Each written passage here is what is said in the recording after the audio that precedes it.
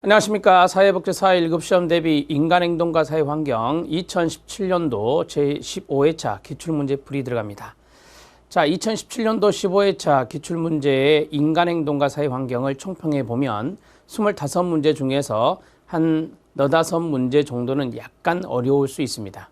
여러분들이 개념 정리를 잘 하지 않으셨다면 힘들 수 있는 문제가 바로 4~5문제가 있고, 나머지 문제들은 여러분들이 충분히 풀 수 있는 문제들이다, 이렇게 생각이 됩니다.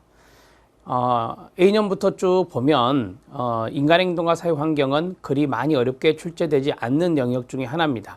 1교시에서 사회복지조사 방법론과 그 다음에 인간행동과 사회환경 두 가지 영역인데, 그나마 인간행동과 사회환경이 조사 방법론보다는 좀 더 쉽다라고 말씀드릴 수 있습니다. 조사 방법론 다음 시간에 풀어보겠지만, 여러분들이 조사 방법론이 이번 15회가 조금 더 나았습니다. 이전보다 비교했을 때 쉬운 문제들도 많이 보이고 그랬던 해가 바로 15회인 것 같습니다. 문제는 이렇게 풀겠습니다. 앞에와 똑같이 13문제, 12문제 이렇게 둘로 나누어서 풀도록 하겠습니다. 8영역이기 때문에 모두 16강에 걸쳐서 마무리가 됩니다. 그러면 지금부터 1번부터 13번 문제까지 풀어보겠습니다. 자, 1번 문제는 어려운 문제는 아니에요. 지문은 좀 길다 싶지만, 인간 발달 이론이 사회복지 실천에 미친 영향으로 옳지 않은 것은입니다. 예전에는 학자 한 명을 놓고 사회복지 실천에 미친 영향 이렇게 냈었는데, 자, 한 문제에다가 5분의 학자를 넣습니다. 이렇게 해서 지문이 길어졌다라고 보면 되는데요. 자, 피아제는 인지발달 이론의 학자고, 지그문트 프로이트는 정신분석 이론의 학자고, 에릭슨은 바로 심리사회 이론, 스키너는 행동주의 이론, 그 다음에 메슬로우는 욕구 위계 이론의 학자가 되겠습니다. 자, 그러면 아동의 과학적, 수리적 추리 과정의 발달 과정을 이해할 수 있도록 준거트를 제시했다라고 했습니다. 여러분, 아이들의 과학적, 수리적 추리 과정은 바로 인지와 연관성이 있겠죠. 인지와 관련성이 있는 겁니다. 과학적인 추리라든지 수리적인 추리, 이런 것들은 바로 인지와 연관성이 있기 때문에 인지발달 이론의 피아제가 맞는 것입니다. 맞고요. 프로이트입니다. 클라이언트의 심리, 내적 갈등이 무의식 동그라미, 여기에서 비롯됐다는 것을 인식하도록 도왔다. 맞는 내용이죠. 심리, 내적, 무의식 나오면 지그문트 프로이트입니다. 자, 에릭슨의 이론은 클라이언트 생애 주기에 따른 실천 개입의 지표를 제시해 주었습니다. 생애 주기. 에릭슨은 인간의 발달 단계를 8단계로 제시했습니다. 자, 우리가 이제 영아기에서부터 시작해서 노년기까지 생애 주기 발달 단계를 나눈 사람이 에릭슨이기 때문에 생애 주기에 따른 실천 개입의 지표를 제시했다고 말할 수 있습니다. 자, 클라이언트의 모방학습이 있습니다. 모방학습이란 단어 어디에서 들어본 것 같지 않습니까? 모방학습과 유사한 것이 뭐냐면 타인을 보고 모방하여 학습하는 것이니 관찰학습과도 연관성이 있다, 이렇게 보시면 되고, 자, 이 모방이란 것을 영어로 모델링이라고 하죠. 그래서 관찰학습이나 모델링의 중요성을 인식하도록 한 것은 스키너가 아닙니다. 스키너는 강화라는 단어가 나와야 되는 거고, 자, 여기에 반두라의 사회학습 이론, 반두라 이론이 들어가야 됩니다. 메슬로우는 욕구 위계 이론이니 클라이언트의 욕구를 파악하고 평가하는 데 유용하다라고 말할 수 있습니다. 1번의 답은 4번이 답입니다. 2번 문제 들어갑니다. 2번 문제는 로저스의 이론이 사회복지 실천에 미친 영향으로 옳은 것을 모두 고른 것은입니다. 이런 스타일의 문제가 나왔었다, 이 말이죠. 계속해서 한두 문제 정도는 출제되고 있는 것 같습니다. 학자들의 이론과 사회복지 실천에 미친 영향의 관계 문제입니다. 클라이언트의 자기 결정권의 중요성을 인식하는 데 유용하다라고 했습니다. 로저스의 이론은 아시죠?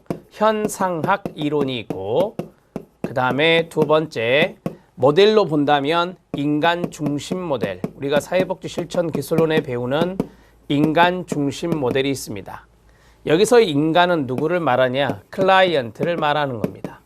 클라이언트가 중심이랍니다. 따라서 클라이언트가 선택과 결정의 주체가 되는 겁니다. 맞습니다.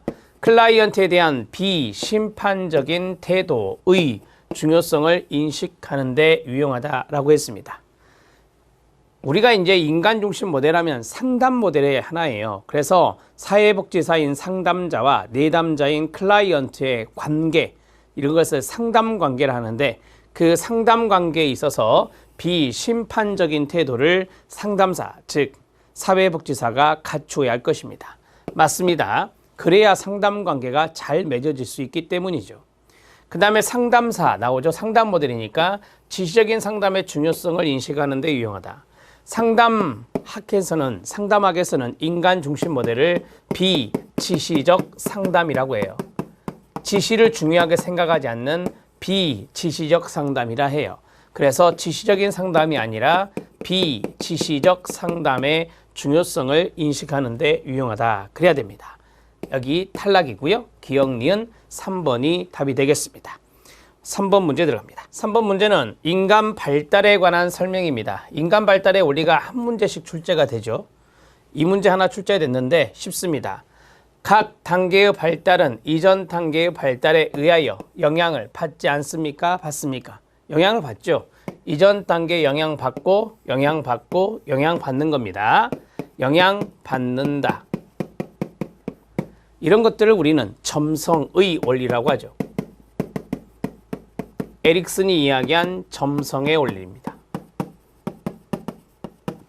자, 2번 들어갑니다. 인간 발달에는 일반적인 원리가 존재하지만 모든 사람들이 동일하게 발달하는 것은 아닙니다. 뭐죠? 개인차를 이야기하는 겁니다. 맞습니다. 발달 과정에는 결정적 시기가 있다라고 했습니다. 이것을 우리가 최적의 시기라고도 합니다. 유사 용어로 최적의 시기라고도 합니다. 유전적 요인도 중요하고 환경적 요인 모두 인간 발달에 중요합니다. 맞고요. 중추부에서 말초부로, 상체에서 하체의 방향으로 발달하는 것도 맞습니다. 일정한 방향이 있다라고 했습니다. 일정한 순서와 방향을 이야기합니다. 일정한 순서와 방향이 5번 지문이었습니다. 답은 1번입니다. 3번 문제는 쉽게 풀 수 있는 문제였습니다. 4번 문제 들어갑니다. 자, 4번 문제는 방어기제 문제입니다. 방어기제 문제도 한 문제씩 출제가 되고 있고 지금 5개 세팅됐죠. 이런 스타일의 문제가 많습니다. 많이 풀어보시고요. 자, 옳은 거니까 틀린 거 4개를 골라내야 됩니다. 억압, 반동 형성, 투사, 보상, 전치가 있습니다. 답을 찾기는 쉬웠습니다. 고통스러운 생각이나 기억을, 여기서 끝나야 되겠죠? 감정 상태와 분리시키는 것이다. 분리가 결정적 힌트입니다. 분리라고 하는 방어 기제가 있습니다. 아이솔레이션이라고 하는 격리입니다. 이것은 고통스러운 생각이나 기억이 있으면 그것과 그 자신의 감정과 딱 분리하는 겁니다. 이러한 것들을 말 그대로 분리, 격리라고 하고 강박장애 환자들에게서 많이 보이는 것이 바로 분리, 격리라고 하는 방어 기제입니다. 반동 형성입니다. 정반대로 행동하는 거 아시죠? 불합리한 태도, 생각, 행동을 정당한 것으로 그럴듯한 이유를 붙이는 것. 그럴듯한 이유 나오면 합리화라고 했습니다. 2번도 잘못됐네요. 3번 들어갑니다. 자신의 부정적인 충동, 욕구, 감정 등을 가로 타인에게 찾아 그 원인을 전가한다. 타인에게 전가하는 걸 뭐라 했죠? 투사, 프로젝션이라 했습니다. 맞습니다. 보상, 죄의식을 느끼게 하는 일들을 의식으로부터 무의식으로 밀어낸다라고 했습니다. 자, 이거를 의식, 여기를 무의식, 의식으로부터 무의식으로 밀어낸다. 이것을 우리는 억압이라고 합니다. 자, 그 다음에 전치, 심리적인 갈등이, 여기서 끊어요. 신체적인 증상으로 나타나는 것.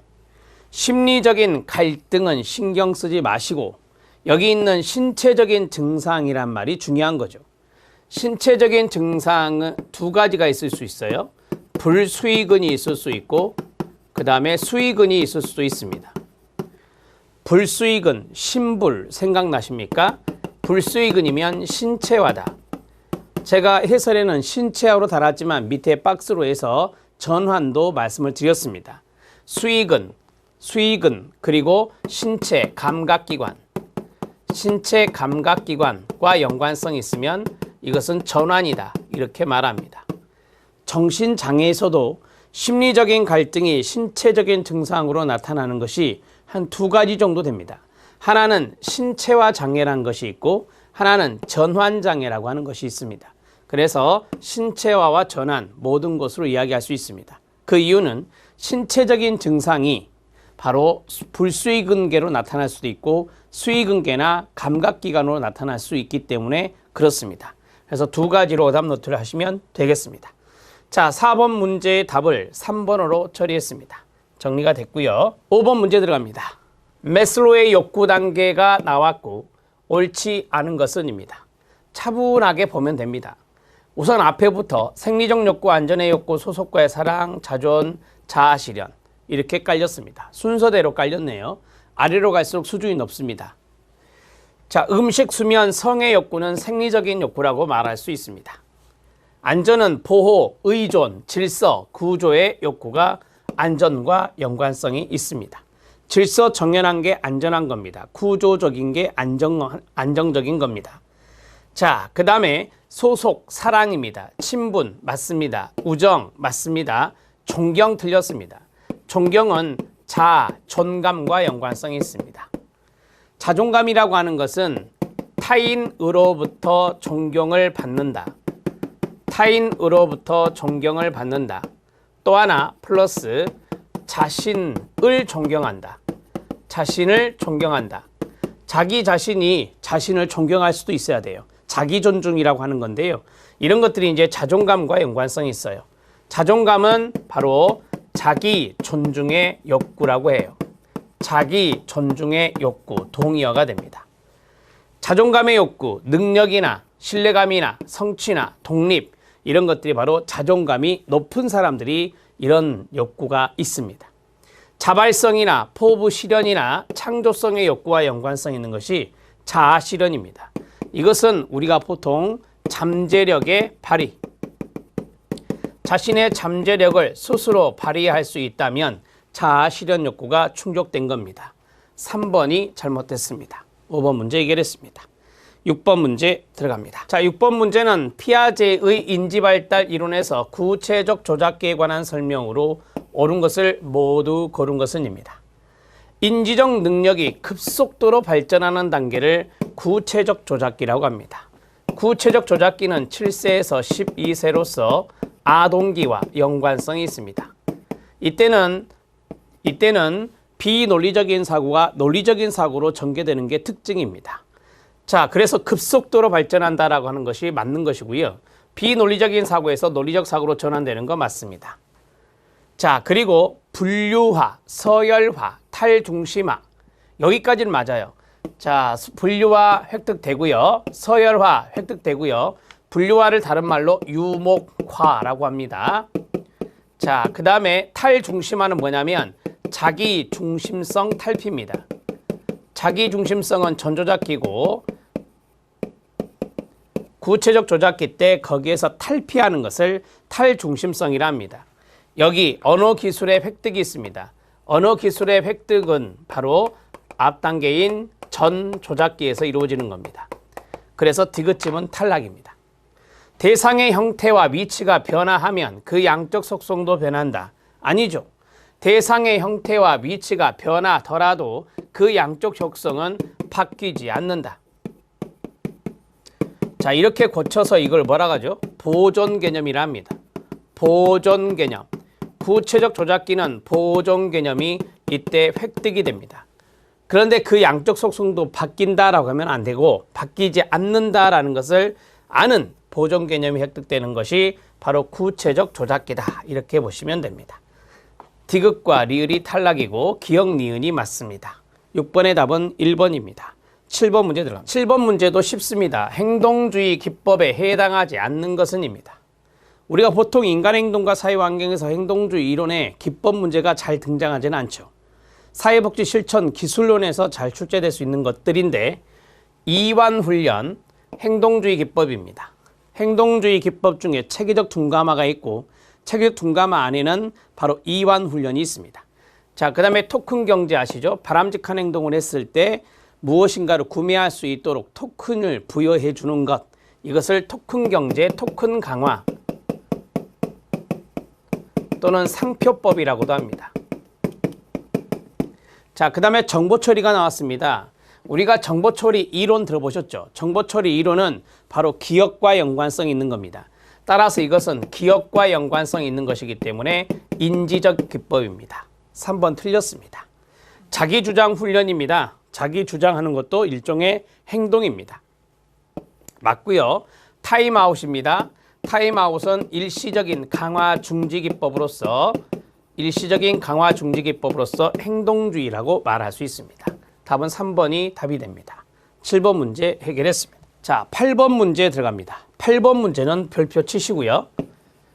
제가 수업 시간에 많이 이야기해요. 융은 분석심리 이론의 학자인데 가장 많이 나오는 게 바로 개념이다. 이렇게 말씀드려요. 자, 분석심리 이론에 관한 설명으로 옳지 않은 것, 개념 5개 깔렸습니다. 이렇게. 자, 옳지 않은 것 찾아보겠습니다. 자, 에고라고 되어 있습니다. 여러분들은 융의 분석심리론에 그림이 하나 있잖아요. 그 모형이 있는데 융의 모형이라 하는데 그 모형을 잘 봐놓으시면 이런 개념을 잡는 데 도움이 됩니다. 자, 이 에고는 의식과 무의식을 결합시키는 원형적인 심상이라고 합니다. 자, 우리가 이제 프로이트의 에고가 있잖아요. 자아가 있어요. 이것은 의식 영역에도 무의식 영역에도 존재하는 거예요. 그런데 대개 자아는 의식과 연관성이 많이 있다라고 말하죠. 그래서 의식과 무의식을 결합시키는 원형의 심상이다. 맞고요. 그 다음 문장, 의식은 자아에 의해 지배된다. 네, 맞습니다. 제가 말씀드렸죠. 의식은 자아와 관련성이 많다라고 했어요. 1번 지문 꼭 알아놓으셔야 됩니다. 2번 들어갑니다. 페르소나 나오면 바로 자아의 가면이라 했습니다. 자아의 가면, 페르소나는 외부에 내놓는 공적 얼굴, 이것을 우리가 페르소나를 한다. 외부와의 적응에서 생긴 기능 컴플렉스, 이것을 우리가 페르소나라고 합니다. 자, 외부에 내놓은 나의 공적 얼굴이기 때문에 외부와의 적응에서 생긴 기능적인 컴플렉스, 이런 것들을 우리가 페르소나라고 말해요. 우리가 이제 컴플렉스라는 단어가 들어갔는데 이 컴플렉스도 융이 말한 개념 중에 있잖아요. 우리가 이제 컴플렉스라고 하면은 무의식 속의 관념 덩어리라고 합니다. 무의식 속의 관념 덩어리. 자, 어떠한 관념 덩어리를 우리가 컴플렉스라고 하는데 이 페르소나는 외부와의 관계와 연관성이 많이 있습니다. 자아의 가면이기 때문에 외부와의 적응, 거기에서 생긴 기능 컴플렉스를 페르소나라고 말합니다. 2번 지문 잘 알아놓으시고요. 음영 그림자입니다. 똑같은 말인데요. 음영 그림자, 어두운 면이 원칙이죠. 근데 밝은 면도 있다라고 말씀드렸습니다. 자신의 어두운 면, 자신의 밝은 면, 이런 것들을 은폐할 수도 있고요. 자, 그러면 자신이 모르는 무의식, 여기가 중요한 단어예요. 이 음영과 그림자, 음영 그림자라고 하는 것은 무의식 영역에 있는 거거든요. 그래서 자신이 모르는 무의식 측면에 있는, 끊어요, 부정적인 또 다른 나의 모습으로 모순된 행동을 하게 만든다라고 했습니다. 원래 부정적이고 사악한 측면을 음영이라고 말합니다. 자, 그런데 모순된 행동을 하게 만든다라고 했죠. 은폐하기도 한다라고 했잖아요. 은폐하기도 한다. 자신의 부정적이고 사악한 측면을 은폐하기도 한다. 이런 것들을 바로 모순된 행동으로 이해하시면 되겠습니다. 맞습니다. 집단 무의식입니다. 여러분, 이거는 개인이 아니에요. 집단인 거예요. 인류 역사를 통해 조상으로부터 물려받은 정서적 소인으로, 여기까지 맞습니다. 여기까지 맞고, 개인마다 그 원형은 다르다. 아니에요.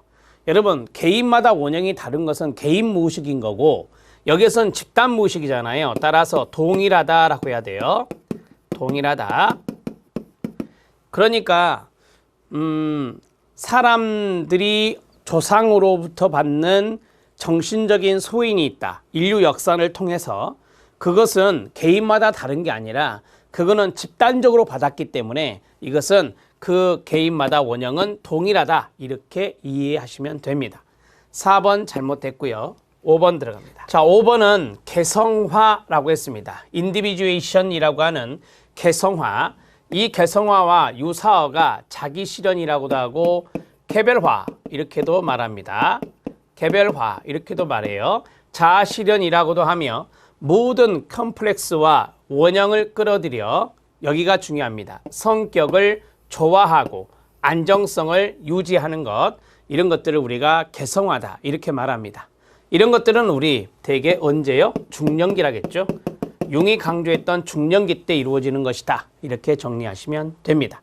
8번의 답은 4번입니다. 체크해 놓으시고요. 9번 문제 들어갑니다. 9번 문제는 피아제의 인지발달 이론 상당히 많이 나왔어요. 피아제 문제가 이번에. 자, 옳지 않은 것은입니다. 피아제는 감, 전, 구, 형이라고 하는 인지발달 단계를 제시한 사람이죠. 감각운동기, 전조작기, 구체적 조작기, 형식적 조작기입니다.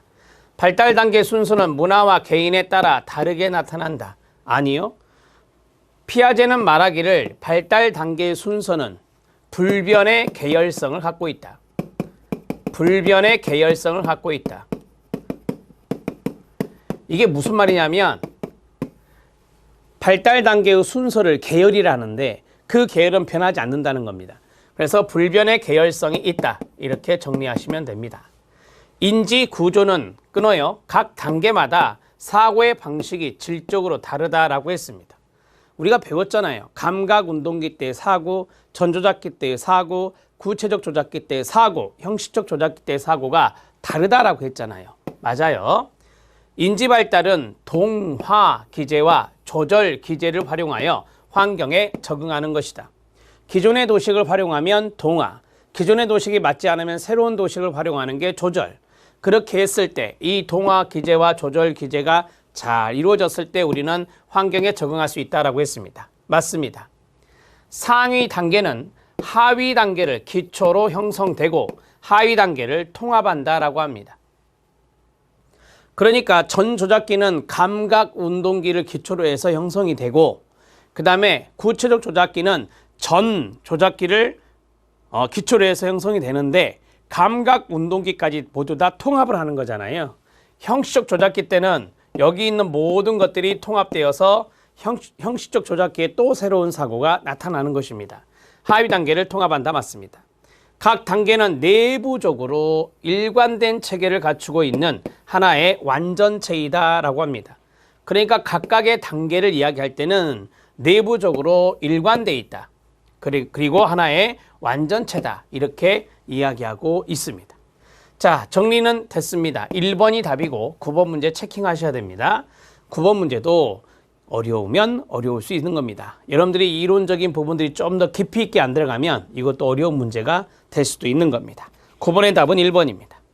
10번 문제 들어갑니다. 자, 10번 문제는 아들러의 생활 양식 유형입니다. 지배형이죠. 이거는 눈치학적으로 풀 수 있는 겁니다. 아들러가 말한 생활 양식 유형은 4가지가 있는데 밑에서 쭈루룩 말씀드리겠습니다. 옳은 것은입니다.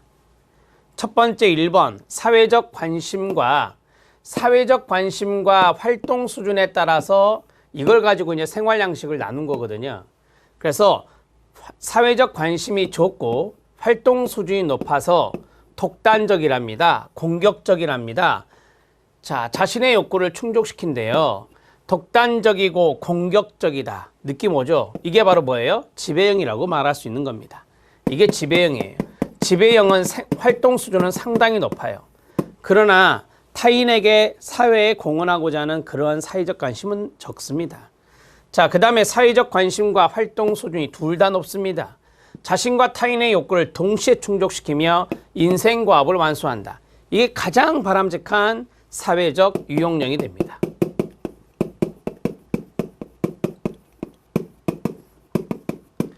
자, 세 번째 들어갑니다. 사회적 관심도 낮고 활동 수준도 낮습니다. 모두 다 둘 다 낮은 유형으로 성공보다 실패하는 것을 두려워합니다. 성공하는 것보다 실패하는 것을 두려워한다. 우리가 이제 네 가지 유형 중에 회피형이라고 하는 것이 있어요. 회피형입니다. 이렇게 정리하시면 됩니다. 회피형은 두려워하는 것이 힌트가 됩니다. 자, 기생적인 방법 힌트 나왔어요. 외부 세계와 관계를 맺으며 다른 사람에게 의존, 두 번째 힌트 나왔어요. 의존하여 자신의 욕구를 충족시킨다. 이게 바로 기생형입니다. 기생형은 획득형이라고도 합니다. 획득형, 기생형, 동의어. 네 가지 모두 다 나왔죠? 사회적 관심이 높고 활동 수위 낮으며 이런 거 없습니다. 5번 지문은 상관이 없고요. 답은 1번이 됩니다. 10번 문제 해결했습니다. 11번 문제 들어갑니다. 11번 문제 쉽습니다. 에릭슨의 문제가 출제되었고요. 심리사회적 위기와 관계가 바르게 연결된 겁니다. 자, 이거 연습 많이 해봤죠? 자수, 근열, 통절, 친고, 정체감대 역할 혼미, 청소년기 나왔네요. 자, 우리가 이제 자율성 수치심, 심볼, 자수 2단계잖아요. 제일 먼저가 엄마, 2단계 때는 부모죠. 부모입니다. 교사가 아니라. 자, 근면성대 열등감은 심볼, 자수, 주제, 근열, 학교가입니다. 따라서 학교와 이웃입니다. 통절입니다. 통절은 노년기예요. 인류 동족입니다. 인류와 동족. 자, 그 다음에 친밀성 고립감. 청년기입니다. 청년기는 사랑, 우애, 경쟁 대상자가 여기에 들어갑니다. 마지막 청소년기는 또래 집단이죠. 5번이 맞습니다. 이렇게 해서 정리하시면 됩니다. 11번 문제는 어렵지 않습니다. 12번 문제 들어갑니다. 12번 문제는 생태학적 이론이 나왔습니다. 생태학적 이론에 관한 설명으로 옳지 않은 것은 입니다. 환경체계 생태학 이론이 있죠.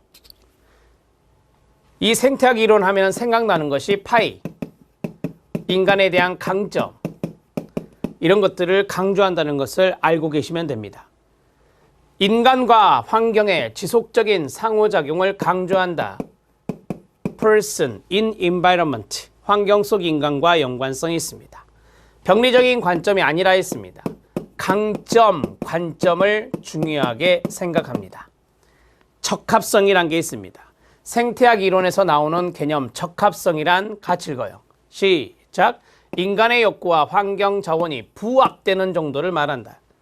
이거 1회 때 단독으로 시험에 나왔던 겁니다.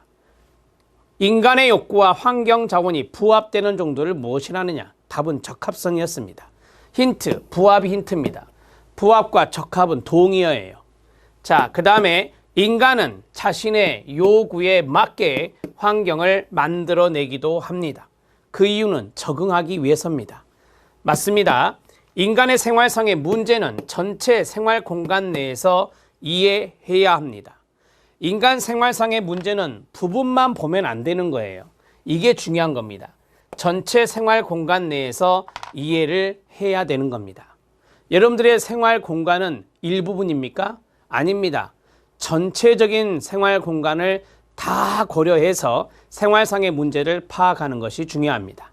답을 해결했습니다. 쉽게 답은 해결했어요. 2번이 답이 됩니다. 13번 문제 들어갑니다. 자, 13번 문제 별표 쳐야 됩니다. 사회체계 이론의 주요 개념입니다. 사회체계 이론의 주요 개념에 대한 설명으로 옳은 것은 입니다. 시너지가 나왔고요. 안정상태가 나왔고요. 항상성이 나왔고 균형이 나왔고 피드백이 나왔습니다. 이런 스타일의 문제 잘 나오는 것 아시죠? 시너지입니다. 자, 우리가 시너지라고 하면 시너지 효과 이런 말 들어보셨죠? 시너지 효과는 나쁜 말 같습니까? 좋은 말 같습니까? 좋은 말입니다. 체계 내외에 서로 상호작용이 많아지면서 잘 일어나면서 거기 안에서 사용할 수 있는 에너지가 증가하는 걸 말해요. 이걸 우리는 시너지라고 말합니다. 그런데 뒤에 느닷없는 폐쇄 체계가 나와요. 제가 그랬죠. 체계 내와 외가 서로 상호작용을 잘해서 라고 했잖아요. 그럼 이거는 오픈된 겁니다. 따라서 개방 체계와 관련성이 있는 거예요. 개방 체계와 관련성이 있다. 안정 상태입니다. 우리가 많이 봤죠. 환경과의 상호작용에서. 그럼 이것도 개방 체계네요. 안정 상태도 개방 체계에서 생각해 볼 수 있는 거고, 부분들 간의 관계가 유지되기 위해서 에너지를 계속적으로 사용하는 상태를 스테빌리티, 스테디 스테이트라고 해서 안정 상태라고 합니다. 맞습니다. 항상성, 체계, 시스템에서 위기가 왔다. 가족 체계에 위기가 왔다. 그러면 가족이 불균형을 유지하려고 합니까? 예전의 과거 그대로 가면서 균형이 유지되려고 합니까? 균형이 유지되려고 하는 거죠. 우리가 항상성이라고 하는 것은 뭐냐면 균형, 비교적 균형이 유지되고자 하는 경향을 이야기하는 거예요. 그래서 제가 항상성 하면 이렇게 표시했잖아요. 변화되면서 안정에 균형이 유지되고자 하는 거. 불균형을 유지하려는 게 아니라 균형을 유지하려는 경향이다. 자, 균형, 개방체계 아니라 그랬죠. 균형이라고 하는 것은 평형 상태와 동의어, 이퀄리브리움이라고 하잖아요. 평형 상태의 균형은 바로 폐쇄 체계에서 나타납니다. 폐쇄 체계에서 나타나는 것입니다. 외부로부터 새로운 에너지를 투입하는 거 아니에요. 투입하는 것이 아닙니다. 그것을 투입함이 없이 변화시키려 노력하는 게 아니라 그냥 그 자리에서 안정이 유지되려고 하는 겁니다. 자, 폐쇄 체계에서 나타나며 외부로부터 새로운 에너지 투입 없이 바로 체계 경향을 유지하고자 하는 것이다. 자, 그러나 이 균형은 폐쇄 체계이기 때문에 나중에는 이제 더욱더 쇠퇴될 수밖에 없겠죠. 자, 이제 피드백입니다. 피드백이 있는데 체계 구성 간의 상호작용이 증감에 따라 유용한 에너지가 감소되는 상태를 말한다. 자, 우리가 이제 에너지가 감소된다라고 했으니까 이것은 폐쇄 체계를 생각해 볼 수 있는 거예요. 그렇죠? 폐쇄 체계를 생각해 볼 수 있고, 체계 구성 간의 상호작용이 증가한 게 아니라 체계 구성 간의 상호작용이 점차 줄어드는 거예요. 점차 줄어들고 에너지가 감소되는 거예요. 그러한 것들을 우리가 뭐라 하죠? 네, 엔트로피라고 합니다. 엔트로피. 엔트로피는 폐쇄 체계와 연관성이 있다는 거 아시죠? 개방 체계는 역엔트로피, 엔트로피는 폐쇄 체계, 이렇게 정리해 드린 바가 있어요. 피드백이 아닙니다. 피드백이 아니에요. 자, 그러면 여기에서 옳은 것 2번 찾아냈습니다. 오답 노트 합니다. 시너지는 개방 체계와 연관성이 있고요. 안정 상태 맞고요. 항상성은 시스템에서 위기가 왔을 때 균형을 유지하고자 하는 경향이다. 그 다음에 균형이라고 하는 것은 뭐냐? 폐쇄 체계에서 나타난다. 그리고 외부로부터 새로운 에너지를 받아들이는 것 없이, 왜? 클로즈가 돼 있잖아요. 폐쇄 체계니까 받아들임이 없이, 투입됨이 없이 체계의 경향이 그냥 유지되는 거예요. 그러니까 그대로 갖고 있는 에너지만 태우는 거죠. 그게 바로 이제 균형이다. 이렇게 생각하시면 됩니다. 자, 그리고 엔트로피라고 하는 것이 나왔어요. 엔트로피는 폐쇄 체계와 연관성이 있어서, 자, 유용한 에너지가 점차 줄어드는 걸 말해요. 유용한 에너지가 줄어드는 걸 말하고 그 나중에는 쇠퇴, 소멸로 가는 것이죠. 이런 것들이 바로 엔트로피입니다. 13번의 답은 2번이 답이에요. 13번 문제 체킹해 주시기 바랍니다. 자, 여기까지 해서 전반부 문제 풀었습니다. 여러분들이 조금 어려운 문제는 제가 지금 체킹해 드리고 있는데 그런 것들은 꼭 다시 한 번 더 보셔야 된다는 것 말씀드립니다. 수고하셨습니다.